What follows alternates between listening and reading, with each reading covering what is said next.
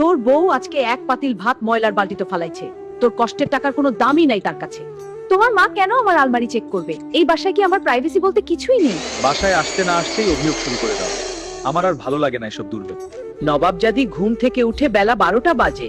এটা কি হোটেল? আমি বুড়া মানুষ, এখন আর নাস্তা বানাতে পারি না। পান থেকে চুন বসলে তোমার মা আমার বাপ মা তুলে কথা বলে।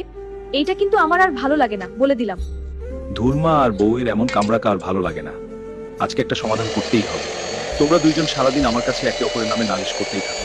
তোমাদের এই অশান্তির কারণে আমি ঠিকমতো শান্তিতে ঘুমাতে পারি না।